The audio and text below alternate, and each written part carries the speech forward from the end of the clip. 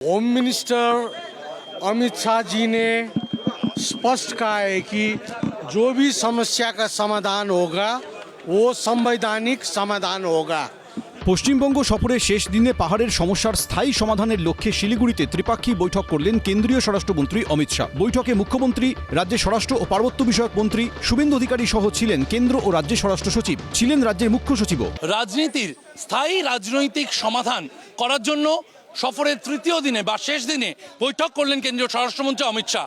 অমিত শাহের উপস্থিতিতে মেফায়ার টি রিসর্টে এই বৈঠক হয়। দার্জিলিং, কালিম্পং ও কার্শিয়াং সহ পাহাড় ও সমতলের 5 বিধায়ক, সাংসদ রাজু বিস্ত ও রাজ্যসভার সাংসদ হর্ষবর্ধন শৃঙ্গলাদের উপস্থিতিতে কেন্দ্রীয় স্বরাষ্ট্রমন্ত্রী মুখ্যমন্ত্রীর সঙ্গে বৈঠক করেন জিএনএলএফের মন ঘিসিং থেকে গোর্খা জন্মুক্তি মোর্চার বিমল গুরুং, रोशनगिरी सह पहाड़ের প্রভাবশালী রাজনৈতিক নেতারা। बैठक संपन्न हुआ। 15 साल तक टीएमसी ने कुचला है और ये बहुत लंबे समय तक जो संघर्ष था उसको एक बहुत बड़ी उपलब्धि आज हासिल हुई है और अंत में जो है सभी विषयों को सुन करके उसका जो भविष्य में समाधान होगा और उसका जो रास्ता है उसको गृह मंत्री जी ने उसको कंक्लूड किया। সূত্রে খবর, ত্রিপাক্ষিক সম্মতিতে কেন্দ্রীয় স্বরাষ্ট্র মন্ত্রক নিযুক্ত মধ্যস্থতাকারী পঙ্কজ কুমার সিং এর নেতৃত্বে একটি কমিটি গঠন করা হয়েছে। এই কমিটি সাংবিধানিক পরিসরের মধ্যে পাহাড়ের স্থায়ী রাজনৈতিক সমাধানের লক্ষ্যে ত্রিপাক্ষিক আলোচনা এগিয়ে নিয়ে যাবে। পঙ্কজ কুমার সিং এর কমিটির কাজ নিয়মিত পর্যালোচনা করবেন খোদ কেন্দ্রীয় স্বরাষ্ট্রমন্ত্রী Amit Shah. Constitutional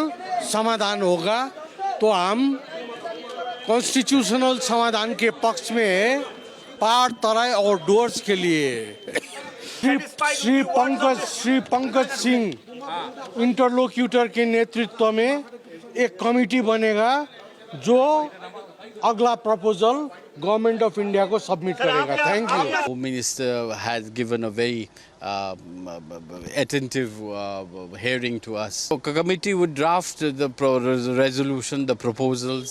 This decision will not only bring smiles, but it will bring happiness, good things for the Gorkhas.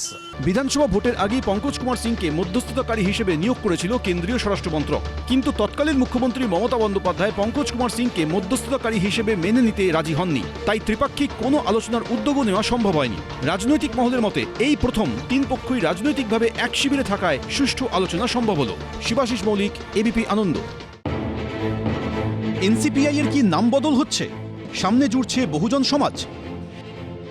এনসিপিআই এর লোকসভার চিফ হুইপ কাকলি ঘোষ দস্তিদারের ছেলে বৈদ্যনাথ ঘোষ দস্তিদারের এই পোস্ট ঘিরেই শনিবার শোরগোল পড়ে যায়। পোস্টে লেখা, বহুজন সমাজ এনসিপিআই মুভমেন্ট ট্রাস্ট, শিক্ষা, স্বাস্থ্য, মর্যাদা ও ক্ষমতায়নের লক্ষ্যে একটি উদ্যোগ। এনসিপিআই এর চিফ হুইপ কাকলি ঘোষ দস্তিদারের ছেলের এই পোস্ট নিয়েই তৈরি হয় জল্পনা। আমার ঠিক জানা নেই। ব্যক্তিগতভাবে আমরা যে 20 জন সাংসদ এনসিপিআই তে ছিলাম সেখানেই আছি এবং আমার মনে হয় এটা কোনো বিস্তারিত কোথাও আলোচনাও হয়নি, নিজেদের মধ্যেও হয়নি এবং কোনো সভাতেও এটা ঠিক হয়নি। এবং আমরা এই ব্যাপারে যিনি পোস্ট করেছেন তিনি এটা দায়িত্ব নিয়ে বলতে পারবেন কেন তিনি করেছেন। কারণ ব্যক্তিগত মতামতের উপর দল চলে না, এটুকুই আমি জানি। আমরা এনসিপিআইতে ছিলাম, আছি, থাকবো। অন্য কোনো দলে মার্চ এখনো হয়নি, সুতরাং আমরা এনসিপিআইতেই আছি।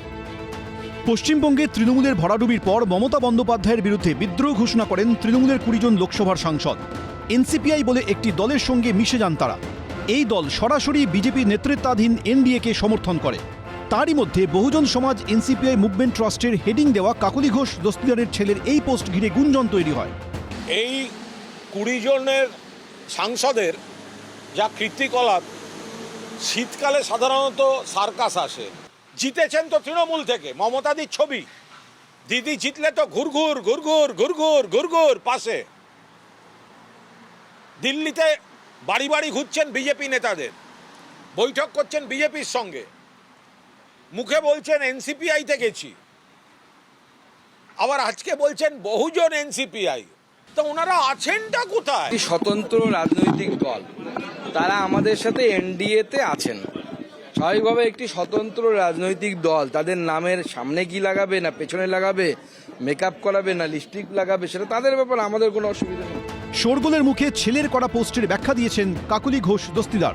দলটার নাম এনসিপিআই, বহুজন মানে সবাইকে নিয়ে চলা হবে।